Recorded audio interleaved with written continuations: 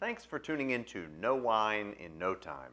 I'm your host Dave, and today we're going to talk about a category of wine called Rosso Veronese.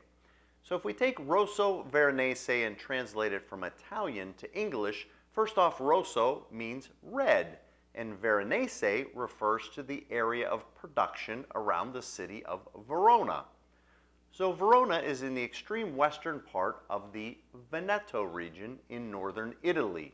And that city is home to the epic love affair between Romeo and Juliet. And since we all love wine, let's dig into this category of wine a little bit deeper and see why exactly we love it. So in this area, there are really four major grapes that are used in creating these blends. And they are Corvina, Rondinella, Molinara, and Corvenone. So generally, a Rosso Veronese is a blend of those grapes, with Corvina being the dominant grape. And while all of Italy sometimes uses a process called a Pasamento, in the Verona area, this is more the rule than the exception. So what exactly is a Pasamento? So a Pasamento is picking the grapes at the peak of their ripeness, bringing them into the attic of the vineyard, placing them on straw mats very thin so they don't mold or mildew, and letting them dry naturally in the heat of the attic of the vineyard. So why exactly would we do that? Well, inside every grape, there's acid, there's sugar, there's water, and of course there's tannins. If we remove some of the water, what we've done now is concentrated all those remaining flavors to produce a wine that's more robust and more complex. Now, the king of all Pasamento wines is Amarone della Valpolicella. And if you'd like to check out my video on Valpolicella, we'll talk about that wine in great depth. But today I want to concentrate on Rosso Veronese. So while Amarone is a very expensive wine where the Pasamento process removes about 40% of the water weight and the time can take up to 120 days, with a Rosso Veronese, we're removing 15–20% of the water weight, and we're timing out that Pasamento somewhere between 45 and 60 days. So right away, this is a wine that can give you some of the attributes of an Amarone, but at a much more affordable type of rate.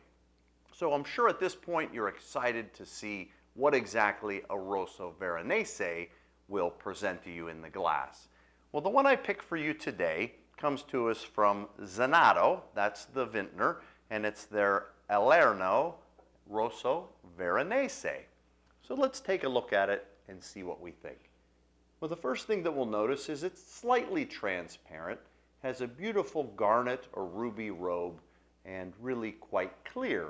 If we swirl to liberate the aromas, the first thing that leaps out of the glass is a little bit of almost like an espresso type of smell. We smell a little bit of fruit, but instead of thinking of grapes, let's think more of raisins. Instead of thinking of plums, let's think of prunes. This is darker, more mature fruit because of the Pasamento process. So let's go ahead and take a sip and see how it passes the palate.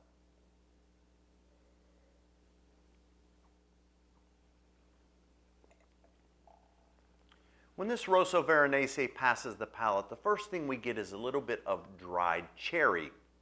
The next thing it kicks in is a little bit of that coffee type of flavor, really quite pretty. And mid-palate, we feel that lift of acidity. Those grapes that we talked about before are very acidic grapes, and they don't lose the acidity. Matter of fact, it concentrates it. So we feel that lift. And then the back side of the palate, we really get a lingering flavor of almost like a sweet tobacco, and really kind of silky tannins, not dominant tannins, but silky tannins. Really a pretty wine, and one that would pair very well with, let's say, roasted meats. So think things more like a roasted pork and dumplings. It would be beautiful with something like this. Beef may plow over a wine like this and may be just a little bit too protein rich and fat rich for a wine like this. This is also a delicious wine just to kick back by the fire and enjoy on a cool fall day.